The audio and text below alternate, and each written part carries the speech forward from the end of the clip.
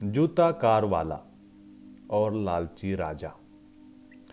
होशियारपुर नाम के गांव में एक राजा रहता था जिसका नाम चतुर सिंह था। चतुर सिंह अपनी होशियारी के लिए बड़ा मशहूर था। उसकी एक बड़ी खूबसूरत बेटी थी जिसका नाम चांदनी था, जो शादी के लायक हो चुकी थी। राजा चतुर सिंह अपनी बेटी से बड़ा प्यार करता था। एक दिन राजा की बेटी ने रात को जिद की कि मुझे अभी सूर्य देखना है। राजा चतुर सिंह ने अपनी बेटी को समझाया, बेटी, सूर्य सुबह दिख सकता है, रात को सूर्य नहीं देख सकते। मगर राजा की बेटी चांदनी बड़ी जिद्दी थी। उसने एक बार जो ठान लिया तो ठान लिया, फिर चाहे कुछ भी हो। अब राजा टेंशन में था कि रात को सूर्य कैसे दिखाऊं अपनी बेटी चांदनी को। तभी राजा के दिमाग में एक आइडिया आया। उसने पूरे महल को काले कपड़े से ढकवा दिया और काले कपड़े के बीच में एक सुराख करा दिया और फिर नौकरों से कहा, बाहर जाओ और कुछ आग जला दो। और अपनी बेटी को कहा कि देखो, सूर्य निकल आया। जब चांदनी ने काले कपड़े के सुराख से उस जलती हुई आग को देखा तो उसे वो सूर्य की तरह लगा। चांदनी बड़ी खुश हो गई। इस प्रकार राजा की होशियारी से मामला निपट गया। क्योंकि चांदनी की उम्र शादी के लायक हो चुकी थी, चांदनी मन ही मन गांव के गरीब लड़के रोहित से प्यार करने लगी। उससे शादी करना चाहती थी। जब राजा चतुर सिंह को यह पता चला कि उसकी बेटी गांव के गरीब लड़के से शादी करना चाहती है और उसकी बेटी चांदनी जिद्दी है, वो अपनी जिद नहीं छोड़ेगी, तो राजा चतुर सिंह के दिमाग में एक प्लान आया। क्यों ना मैं कुछ ऐसा करूं कि वो लड़का ही चांदनी से शादी करने से मना कर दे, तो मेरी बेटी को मेरी बात माननी पड़ेगी और इस प्रकार मेरी बेटी की शादी किसी अमीर घराने में करवा दूंगा। अगले दिन राजा चतुर सिंह ने गरीब लड़के रोहित को अपने महल में बुलाया और कहा कि मेरी बेटी को नई गाड़ियों का शौक है। अगर तुम कोई ऐसी गाड़ी लाओ जो मेरी बेटी को पसंद आएगी तो मैं तुम्हारी शादी उससे करवा दूंगा। बेचारा रोहित गरीब था, वो कहां से गाड़ी खरीद सकता था। उसने राजा से कहा कि महाराज, मैं बड़ा गरीब हूं। राजा बोला, वो मैं नहीं जानता। अगर तुम ऐसी कोई गाड़ी नहीं ला सकते जो मेरी बेटी को पसंद आए तो तुम मेरी बेटी को जाकर बोल दो कि तुम उससे प्यार नहीं करते और ये गांव हमेशा के लिए छोड़कर चले जाओ। गरीब रोहित बड़ा उदास हो गया। वो राजकुमारी चांदनी से सच्चा प्यार करता था, मगर लालची राजा उसके प्यार की कदर नहीं समझता था। लालची राजा ने रोहित को कहा, तुम्हें एक ही दिन का वक्त देता हूं, जाओ सोच लो कि क्या करना है, गाड़ी लानी है या ये गांव छोड़कर हमेशा के लिए जाना है। उदास रोहित वहां से अपने घर की तरफ चल पड़ता है। पूरे रास्ते में वो यही सोच रहा है कि कैसे एक गाड़ी का इंतजाम करूं जो चांदनी को पसंद आए और राजा उसकी शादी फिर चांदनी से करवा दे। तभी उसके दिमाग में शू कार यानी जूता कार का आइडिया आता है और रात भर जाकर रोहित एक शू कार रेडी कर देता है और अगले ही दिन वो शू कार लेकर यानी जूता कार लेकर राजकुमारी चांदनी को दिखाता है। चांदनी को रोहित की शू कार बहुत पसंद आती है और राजा चतुर सिंह का प्लान फ्लॉप हो जाता है और अपने किए वादे के अनुसार अब राजा को इन दोनों की शादी करवानी पड़ती है। लालची दुकानदार, नकली सैनिटाइजर वाला। हल्दीलाल नाम का एक दुकानदार था जिसकी यूपी के गांव पालकपुर में किराने की दुकान थी। हल्दीलाल चावल और दाल में कंकर मिलाकर बेचता था गांव वालों को। ऐसा करके उसने काफी पैसा कमा लिया था और जब कोई ग्राहक उसके सामान की शिकायत करता तो वो उस पर चिल्लाता था और गांव के भोले लोग उससे चिल्लाता देख चुपचाप रह जाते थे। हल्दीलाल की बीवी ये सब जानती थी। उसके बार बार समझाने पर भी हल्दीलाल मिलावट और नकली माल बेचने का धंधा छोड़ने को राजी नहीं था।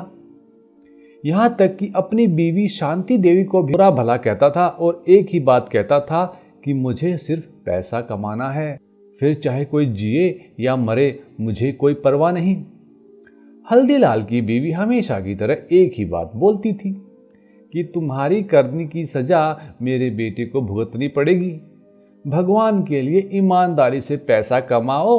मगर हल्दीलाल को सिर्फ पैसे से मतलब था, पैसा ही उसके लिए भगवान था। लॉकडाउन में जब सरकार ने प्रचार किया कि कोरोना से बचने के लिए सैनिटाइजर से बार बार हाथ धोएं, तो बाजार में सैनिटाइजर की मांग एकदम बढ़ गई।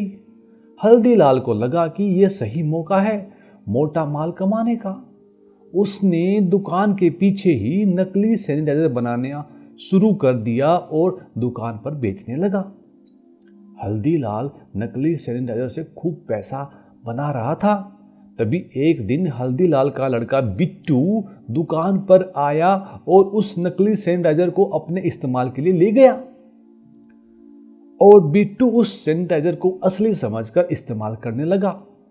कुछ ही दिन में बिट्टू में कोरोना के लक्षण दिखने लगे और उसे इलाज के लिए हॉस्पिटल में भर्ती करवाना पड़ा। जब हल्दीलाल की पत्नी को पता लगा कि बिट्टू ने नकली सैनिटाइजर इस्तेमाल किया है, तो वो पुलिस के पास गई और सारी बात पुलिस को बताई। हल्दीलाल को सजा हुई और भारी जुर्माना लगा। कुछ दिन बाद हल्दीलाल का बेटा बिट्टू ठीक होकर घर आ गया। लालची टैक्सी ड्राइवर।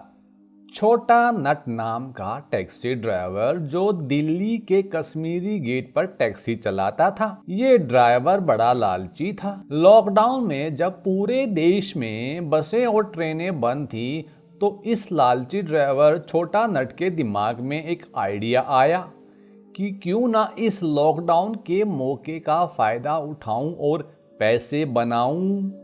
लॉकडाउन में पूरी देश में बसें और ट्रेनें अचानक बंद हो जाने से बहुत से लोग अपने अपने घर जाने के लिए मुंह मांगा पैसा देने को तैयार थे।